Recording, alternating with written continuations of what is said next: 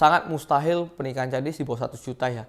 Kita nggak ngomong soal venue-nya aja, tapi kita ngomong fotografernya, prewednya, dan sebagainya itu pasti minimum di atas 100 untuk wilayah Surabaya ya. Jadi kalau Surabaya dulu kita menikah itu nggak mungkin lah di bawah 100 tuh mustahil sekali. Jadi benar-benar kita itu mematangkan secara finansial dengan cara apa? Keterbukaan secara finansial ini kita tahu Meli gaji berapa, gaji berapa, kita gabungkan, terus semua uang tabungan kita gabungkan, kita tahu kekuatan kita di mana. Makanya pada saat itu kita lebih bisa punya, oke Mel, kita ambil jalan ini, kita pakai jalan ini, pakai jalan itu. Jadi semua keuangan itu lebih jelas. Kita tidak ada hutang sama sekali untuk nikah, untuk beli sesuatu mobil pun kita tidak ada hutang kecuali rumah ya, karena rumah itu sebuah hal yang besar ya, kita nggak mampu lah sejauh itu, tapi ya kita menabung pelan-pelan, kita punya catatan-catatan yang lebih baik sih gitu.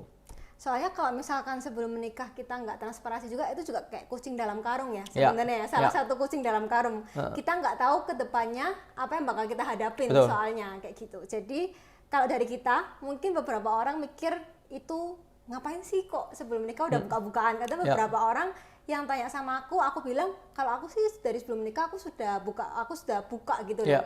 Berapa sih tabunganku, berapa sih penghasilanku. Terus dia bilang kayak buat apa gitu loh, kan kamu juga belum menikah kayak gitu loh, untuk apa dia tahu. Tapi menurut kita setelah yang sudah kita lakukan sekarang, justru karena itu di sekarang tuh kita jadi lebih enak gitu loh caranya. Betul. Kayak gitu. Oke, kita lanjut kalau yang keempat ya. Kalau yang keempat, jadi kita itu punya rekening pribadi masing-masing dan kita punya rekening bersama. Terus setiap bulan tuh kita ada catatannya di spreadsheet, terus kita evaluasi gitu. Kenapa sih kok kita ngelakuin itu? Yang pertama, biasanya waktu kita gajian gitu, kita sudah punya budget masing-masing ya. Buat operasional kita sendiri, kira-kira sebulan kita habis berapa. Nah, terus berapapun itu, sisanya bakal kita masukin di satu rekening yang sama itu. Nah, nanti biasanya setelah kita gajian tuh kita update nih spreadsheet kita. Kira-kira berapa sih uang kita gitu loh sekarang. Nanti kita bandingin sama bulan sebelumnya. Jadi kita bisa lihat kira-kira uang kita setiap bulan itu naik, turun, atau nggak gerak gitu loh. Nah, kenapa itu penting? Buat kita tahu berapa sih sebenarnya sisa yang kita punya, berapa sih sebenarnya, kayak kita kan pasti kan harus mikirin kayak emergency fund dan lain-lain ya. Kita mau beli apa, kita kayak ketika kita baru punya rumah, kita mau ngisi rumah, itu kan juga biaya yang besar gitu loh.